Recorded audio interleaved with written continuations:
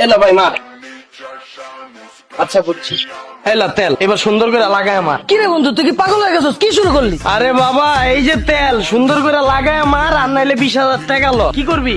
20,000 টাকা লবি না এই যে তেল দিয়ে সুন্দর করে লাগায় মারবি? বন্ধু তুই প্যান্টটা পর। ভাবির সামনে না, ভাবির সামনে কি শুরু করলি তুই? তোরা যে 10 দিন ধরে কল দিতাছি, কল ধরস না কে? বন্ধু তোরতে যে 20,000 টাকা ধার নিছিলাম না, ওটা বন্ধু দিতে পারতাছি না, এজন্য লজ্জায় ফোনটা ধরি নাই। তোরা যখন টাকাটা ধার দিছিলাম কি কইছিলাম যে বন্ধু টাকাটা কিন্তু আমার না, এক বড় ভাইয়ের কাছ থেকে ধার লইয়া দিতাছি, টাইম মতো দিয়া দি। টাইম তো পার হইছে, আরো 2 মাস হইছে। তো অর্ধেক তো মারছে ওই বড় ভাই, যে বড় ভাইটা ধার লইয়া তোরা টাকা দিছিলাম। তো চিন্তা করছি অর্ধেক যখন মারছে, অর্ধেক যখন খাইছি, তো আরো লই। এর লেগে ওই বড় ভাইতে আরো 20,000 ধার লইয়া তোরা কল দিতাছিলাম। তুই তো কল ধরস না, এর লেগে তোর লগে সরাসরি দেখা করতে এলাম।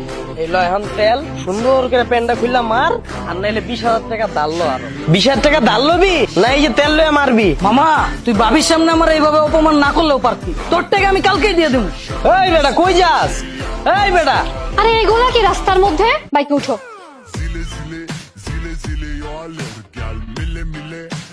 এই নামো তো। স্যার একটু মারেন, খারান বুঝছি।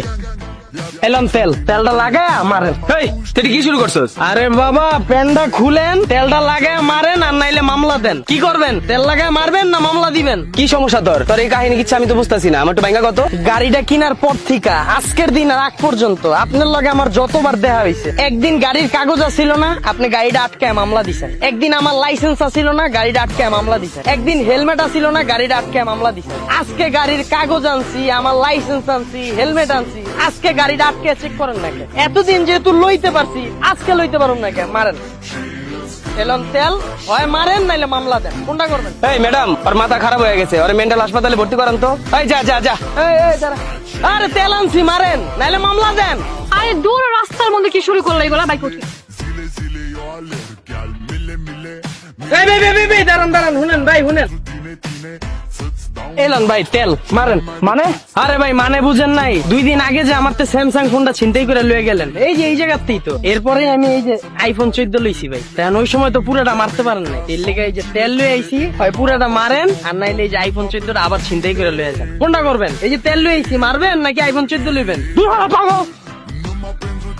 হাই এদিকে আসো। কি সমস্যা? সকাল থেকে এমন পাগলের মতো করতেছো কেন? আয় হায়, আমি তো ভুললেই গেছিলাম। সবাই আমার যেমনে মারতেছে, তুমি আবার বাদ যাবে কে? লো লো মারো। এই দাঁড়ো, ফাইজলামি শুরু করছো? তুমি তোমার ফ্রেন্ডকে টাকা ধার দিয়ে নিজে বাস খাইছো, ছিনতাইকারী তোমার ফোন নিয়ে গেছে, তুমি ওইখানেও বাস খাইছো। তো তুমি আমাকে কেন বলতেছো? আমি তোমার সাথে কি করছি? এই প্রশ্নটা একবার নিজেকে করো তো। আপনারা অনেকে জানেন গত 10-15 দিন আগেও আমার পেজে শুধুমাত্র 2500 ফলোয়ার ছিল।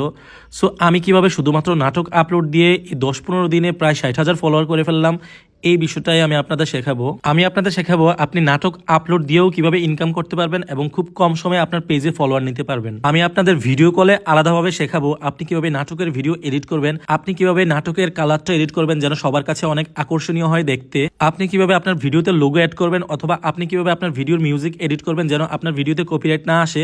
এই সকল কিছু জানতে আমাকে ইনবক্স করুন। অবশ্যই এটা পেড সার্ভিস। আমি যখন আপনাদেরকে সময় দেব, আপনাদেরও উচিত আমার সেই সময়ের মূল্য দেয়া। ধন্যবাদ।